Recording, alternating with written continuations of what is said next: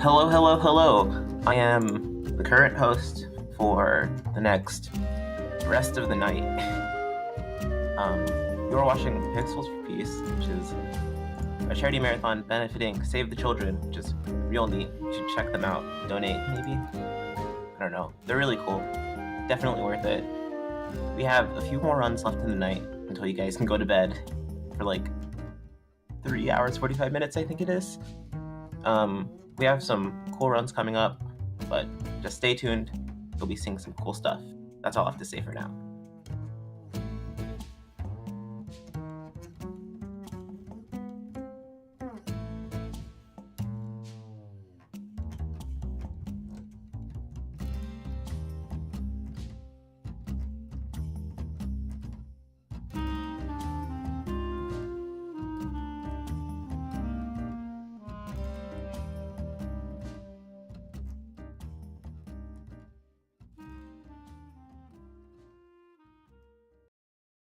I guess.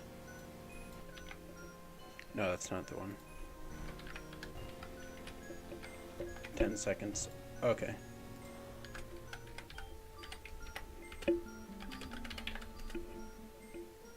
Okay, yeah. I'm probably live now. So, I'm TetraxZ. This is, External Visions. I think I'm live, I hope. But, it's considered a Metroidvania. The run is very, very short. And, yeah. I don't know what else I can say. So, timing starts when I click on a difficulty. So, we're going to be playing easy. As it says, easier boss fights, enemies have less health, so it's faster. And I'll count it down. So 3, 2, 1, go. So we have 10 seconds of holding nothing, and my timer didn't even start, whatever. So yeah, we had to skip some text. It was just some backstory. Basically, the dude copes with his depression by creating imaginary things.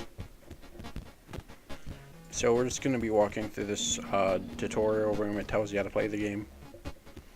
And yeah, so while we're walking to the first area, I'm going to break down a run of this game. It sucks. Basically, there's a shop.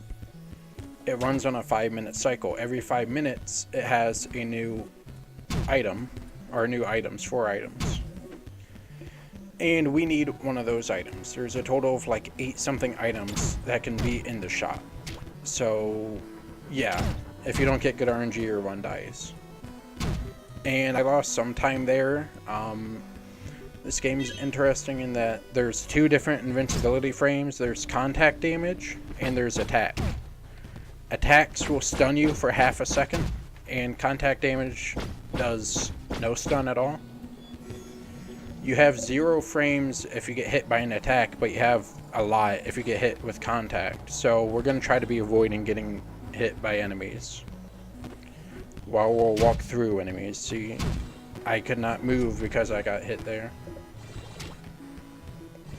So there's a lot of optimization of not getting hit, and also I'm kind of bad right now. If you notice, I have a count of 22 at the top. We need 40 to buy items. And I'm missing out on a bunch, but that's fine because I can make it up elsewhere. So here's the first small instance of RNG that's like kind of big. Spiders can spawn from these blocks, and you have to kill them. Enemy placement is also slightly RNG, where enemies can be in different spots every single time. It's not really major, as you don't need to like intentionally kill enemies. You only kill them if they're on the way. But yeah, so we're getting our first upgrade here. This is the most important part of the run. It's basically, it's going to be saving us like over an hour to playing the game casually. So yeah, this is really big. We're not going to be using it yet. We're going to get a different power-up. I didn't really explain it, but there's 3 power-ups. Number 1 is this red one. It lets you break red blocks. Number 2 is like a platform one. It lets you place platforms. And number 3 lets you control blocks. So I'm going to upgrade this first ability here, which lets us place a shield down wherever. So that's going to allow us to clip into any wall in the entire game. So we're going to be using it in sewers, which right now we're in sewers. I'm playing on a modified version of the game. Basically, the developer patched out sewers so you couldn't get here like right now. But I used old files from the game to replace a locked door with an unlocked one. So we use a shield and we can clip into walls, and we just skip the entire puzzle and also all of section A here. You see all of the green section. So now we got a mini boss, and this one has quite a bit of mashing, so I'm going to be using a controller and keyboard so I don't miss inputs. You don't lose too much time to mashing like in walls, but for here you can lose like 45 seconds if you don't kill them on time.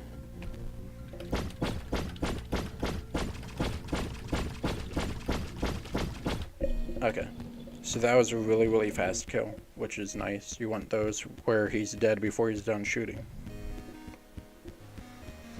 So we're out of the sewers and we're on the way to the final level now. So we're entering the library. It's a pretty orange place.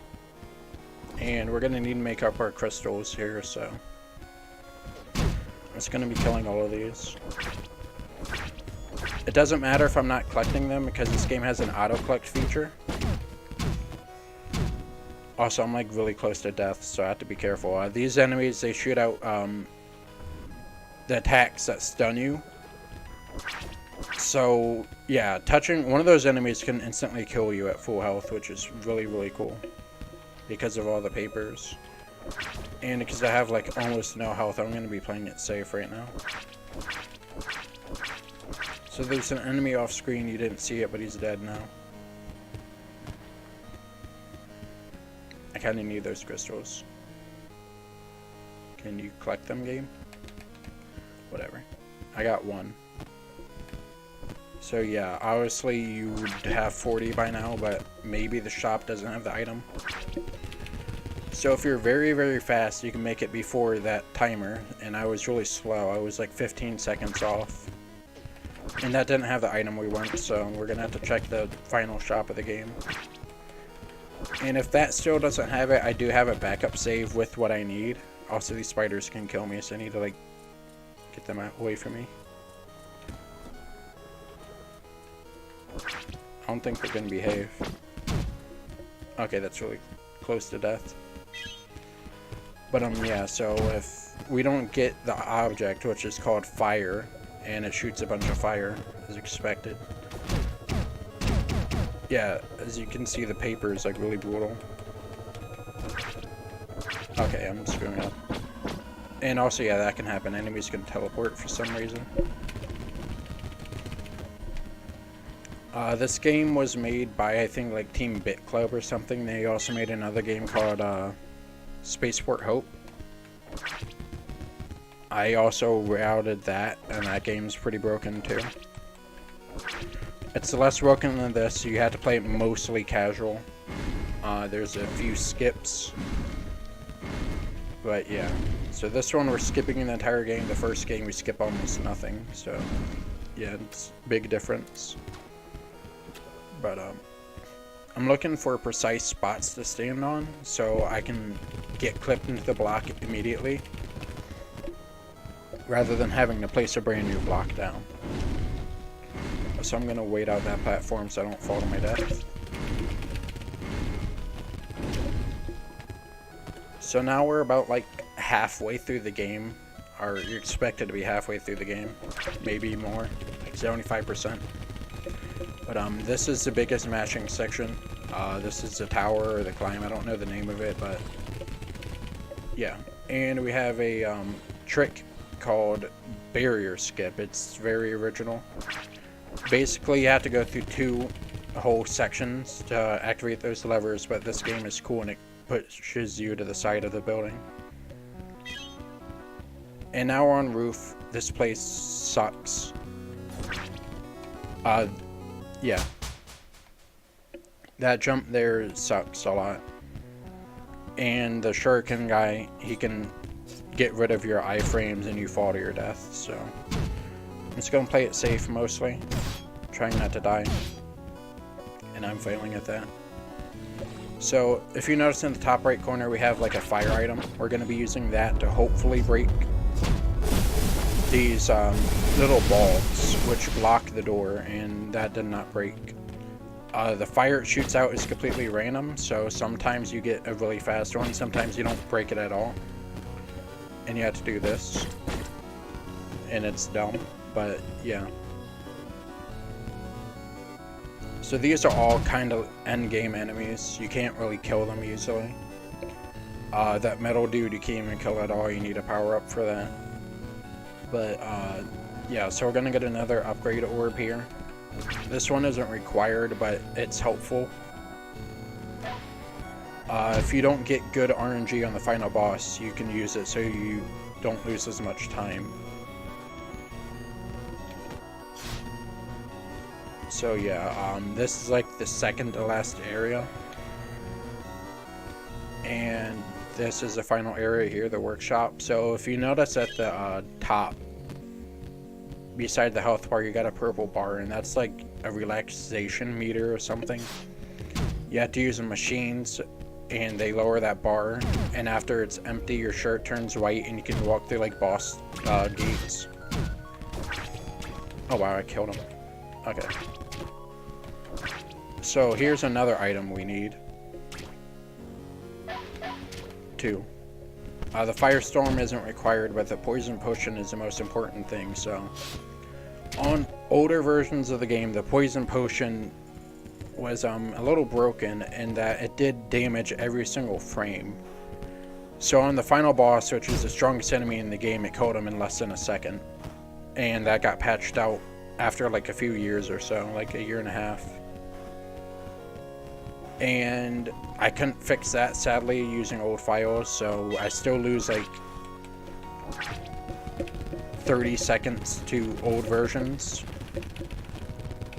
which sucks, but the dev changed the game structure using Java or something, so I can't even play old versions at all unless I like build the game myself or something like that.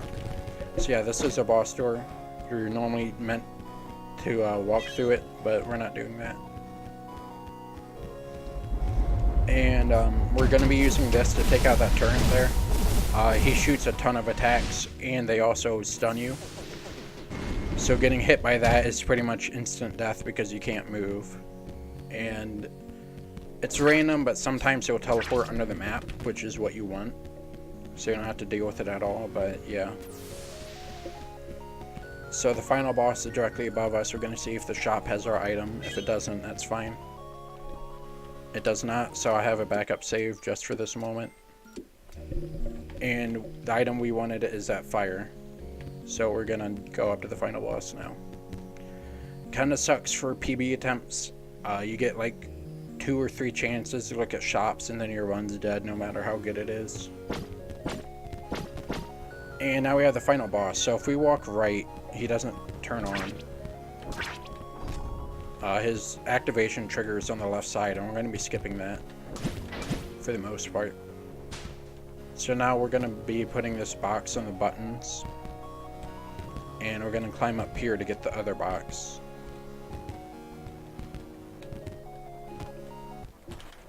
And we'll jump during the cutscene. So now we let him talk. He follows, and hopefully we're going to get good RNG here. The poison potion will take 25% to 75% health, and it took 50%. Okay, that's really good. And now we just wait for this attack. Each attack is like 10 seconds or something. So for the best, most optimal fight, you would get one of those, and then it moves on to phase 3. And I've only gotten that like 2 times ever. I've never gotten it in a run, and also this is probably like really loud. But so yeah, I'm gonna be using this power up to save on the fire. because we're gonna, oh crap, we're gonna use a fire on this dude because it's really strong. So now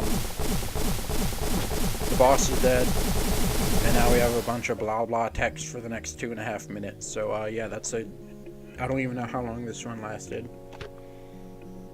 But yeah, we fall for I think 1:45, and then we walk to the right for like 30 seconds.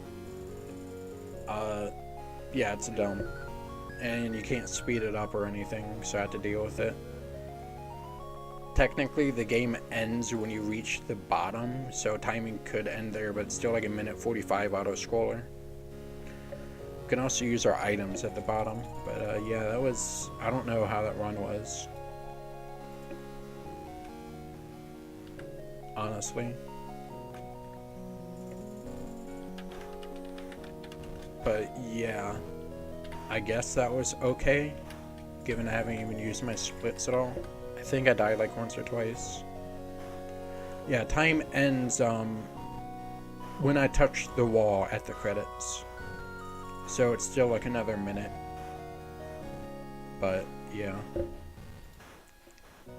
I'd love to change the timing, but there's like still gameplay technically.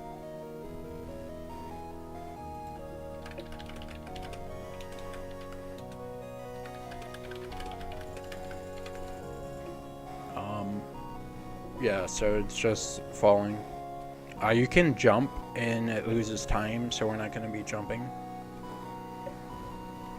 So we need to open this chest, and when I first played this game casually, this chest was opened, so I couldn't beat the game at all. Which was very cool, and I guess that got patched like way later. So yeah, we open the chest, he talks to his wife or something, I don't really know the story. Oh, we can just mash or whatever. And yeah, so that's the auto-scroller, and now we just walk right. And this is walking for like 30 seconds or something. So time is coming up very soon. It'll be when my character stops moving. So yeah, in like 3, 2, 1, time. And that's external visions. A cool thing that happens is your cursor is invisible after you beat the game, so I can't see what I'm doing. But yeah, it's a kind of neat game. It kind of sucks to run because the RNG and a lot of other just things that you can't control, enemies and attacks are not going where you want. So yeah, I'm just supposed to GG in chat. I got sub GG. I don't you can find this on speedrun.com/EV. Letters E and V. It's really short. It's nice to find. I'm the only runner, and I haven't really made a tutorial, but if like there's interest, I can make one. And yeah, it's the game. I guess I'm done. I'll go offline, question mark.